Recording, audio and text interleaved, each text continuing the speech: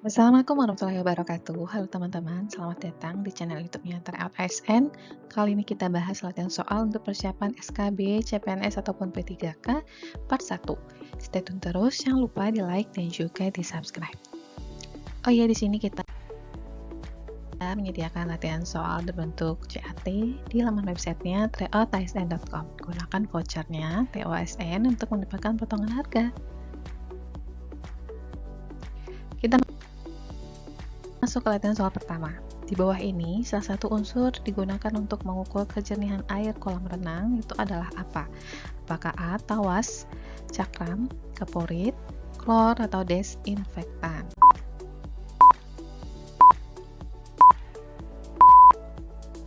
Jawabannya adalah yang B, teman-teman, cakram ya. Cakram seci itu adalah alat yang digunakan untuk mengukur kejernihan atau transparansi air ya, termasuk pada kolam renang, danau, waduk atau perairan lainnya. Dan cara kerjanya itu adalah menurunkan cakram ke dalam air dan melihat kedalaman saat cakram ini tidak terlihat lagi. Oke teman-teman, dan ini dia antara perbedaannya antara tawas, kaporit, klor, dan juga desinfektan.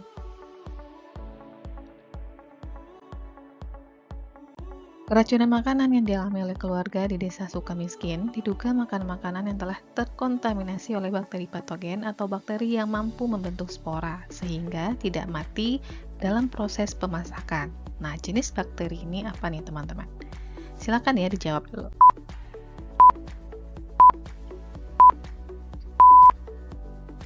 Ya, jawabannya adalah yang E ya, Bacillus cereus dan Clostridium botulinum.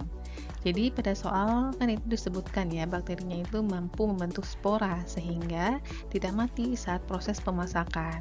Jadi bakterinya itu ada dua teman-teman ya, Bacillus cereus dan juga Clostridium botulinum. Nah ini dia perbedaannya antara Pseudomonas, kemudian Staphylococcus, Escherichia coli, dan juga aflatoxin. Seorang anak berusia 7 tahun setiap malam itu selalu menggaruk pantatnya karena gatal. Beberapa hari kemudian, kasus yang sama terjadi pada kakaknya. Kamar tidur tersebut bersebelahan dengan ruang makan.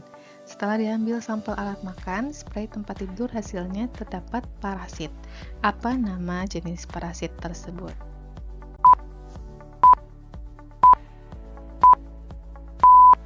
Ya, jawabannya adalah yang B ya teman-teman. Enterobius vermicularis. Nah, itu adalah cacing kremi ya. Dimana ciri khasnya itu adalah gatal di sekitar anus pada malam hari, biasanya terjadi pada anak-anak.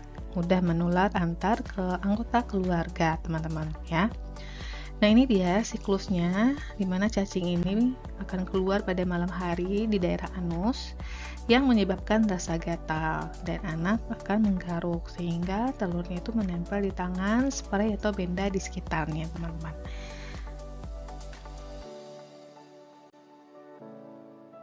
Seorang ibu sudah 2 kali keguguran. Setelah diperiksa lab, hasilnya positif terdapat parasit. Keluarga tersebut memelihara kucing. Kucing tersebut sering buang kotoran di halaman rumah, sehingga banyak lalat di lingkungan rumah yang memungkinkan sebagai vektor memindahkan parasit ke makanan. Apa nama spesies parasit yang menyebabkan seseorang keguguran?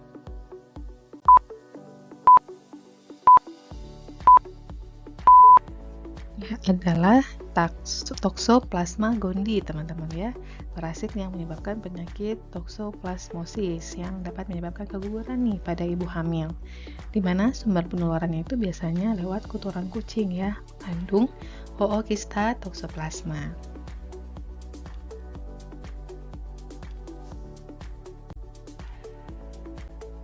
Adit memiliki kebiasaan makan sate setengah matang, bahkan kadang-kadang daging sapi mentah. Hasil pemeriksaan tinjanya itu positif terdapat telur parasit. Apa nama spesies parasit yang terdapat pada tinja orang yang mempunyai kebiasaan makan sapi setengah matang?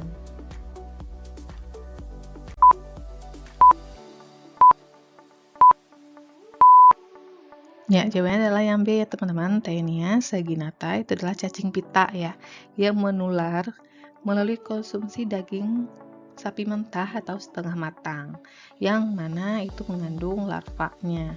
Jadi biasanya untuk alur infeksinya itu seseorang makan daging yang tidak matang, di mana itu ada larva Tania saginata masuk ke dalam tubuh, dan dia nanti akan berkembang menjadi cacing pita dewasa di usus manusia. Ya, cacing ini menghasilkan telur juga, kemudian keluar bersama tinja kita.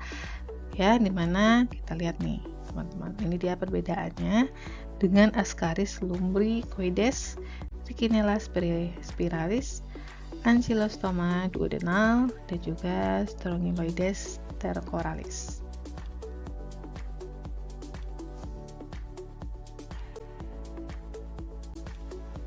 Perlakuan pendinginan sampel dengan menggunakan dry ice dalam ice box itu pada suhu berapa derajat?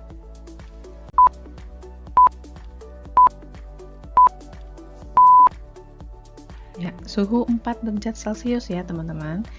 Jadi untuk pendinginan sampel agar aktivitas mikroorganisme itu melambat atau sampel ini tidak membeku itu pada suhu 4 derajat Celcius. Tujuannya apa? Pertama untuk menjaga stabilitas sampel, menghambat pertumbuhan mikroba, dan juga mencegah perubahan komposisi sampel.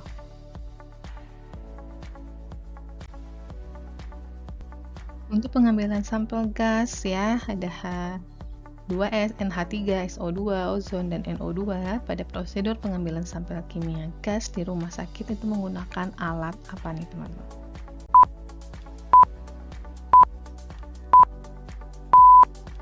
Ya, jawabannya adalah yang D ya, Impinjer, dimana digunakan untuk mengambil sampel gas kimia seperti hidrogen sulfida, amonia, sulfur oksida, ozon, dan juga nitrogen dioksida, di mana cara kerjanya adalah mengalirkan udara melalui larutan penyerap ya. Gas yang ada di udara akan larut atau terperangkap dalam larutan tersebut. Larutan kemudian dianalisis di laboratorium. Pemusnahan sampah dengan membuang lubang di tanah, kemudian sampah ini dimasukkan dan ditimbun dengan tanah sebagai lapisan penutup, lalu dipadatkan merupakan metode pengelolaan sampah apa nih teman-teman? Apakah A. Metode sanitary landfill, metode open dumping, metode burning on premise, control landfill, atau composting?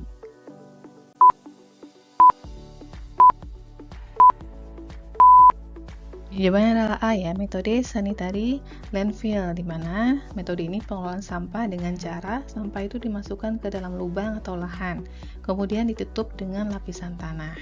Dipadatkan untuk mengurangi volume dan mencegah pencemaran. Jadi tujuan metode ini biasanya mengurangi bau, mengurangi vektor, mengurangi pencemaran lingkungan, teman-teman. Nah ini dia ya perbedaannya dengan open dumping, burning on premise, control landfill, dan juga composting.